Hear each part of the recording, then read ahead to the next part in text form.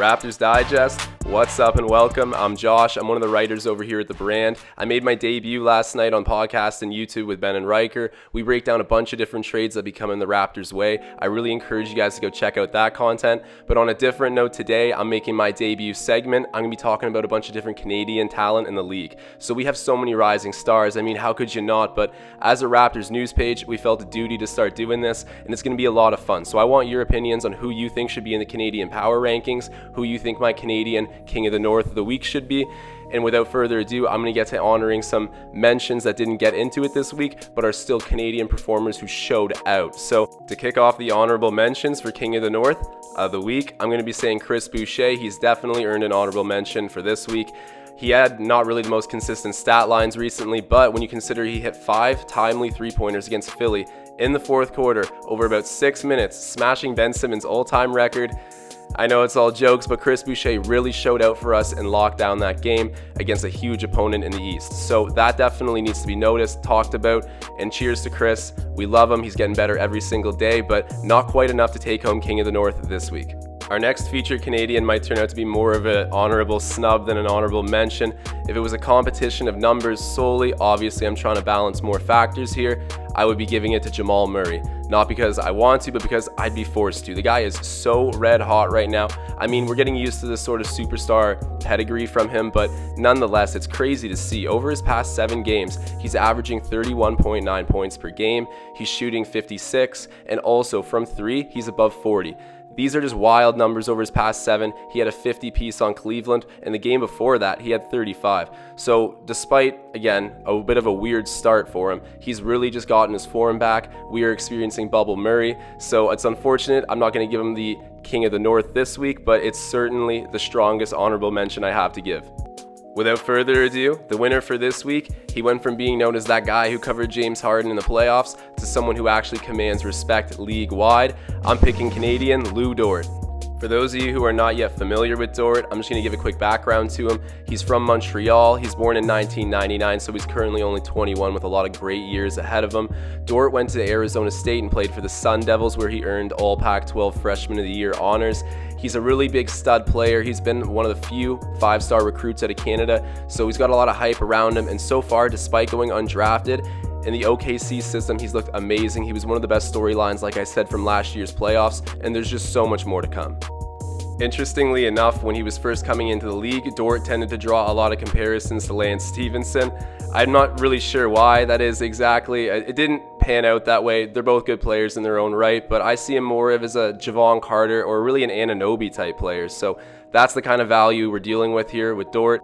But without looking too far into the future, I'm going to focus on why Lou Dort's special to talk about this week. Because we're used to him getting it done on defense. We even saw it earlier this month with LeBron James putting his hands up in his face. That was pretty unorthodox for all you hockey fans. It reminded me of Sean Avery Brodeur. But nonetheless, he is a great defender. They got that within one possession, obviously lost to the Lakers. But what he's been doing offensively recently is what I want to talk about. Offensive growth for Dort has been promising, yet really gradual. It's a lot to ask out of such a young player who's often got to guard the best opposing player. So that's a lot to consider there, but it didn't stop him from tying a career high against Portland and then sinking San Antonio at the buzzer the other night. This was a huge moment for him. Obviously, just because of his strengths, people try to idealize him as a role player, but if you can step up and knock down big shots like that, like Iguodala, you can do that, you're going to be an amazing player in this league, and I just love what I'm seeing from Dort.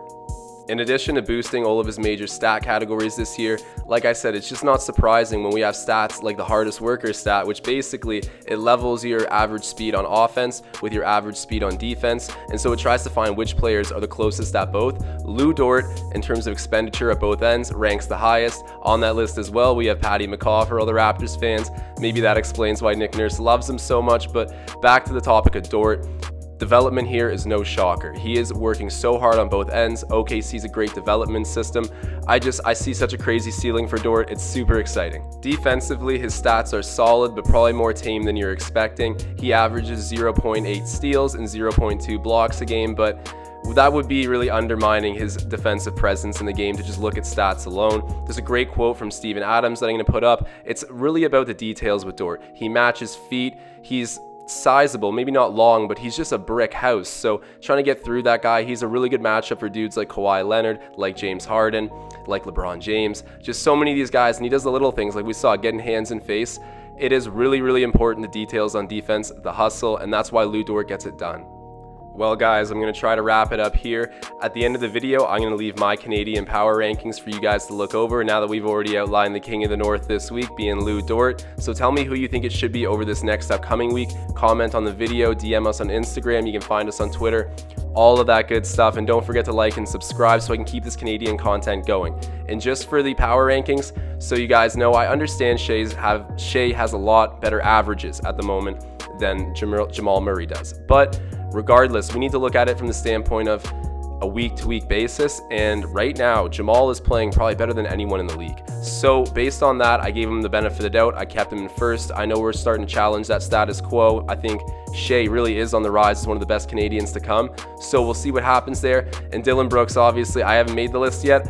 He's going to be in there. I'm telling you right now, I'm a big fan of his, so take that with a grain of salt, but I think we deserve to think highly of him as well. But at the end of the day, tell me what you think. We need to get some interaction here. I love the Raptors Digest community. I'm definitely one of you guys. So reach out, let me know what you think, and go Raptors.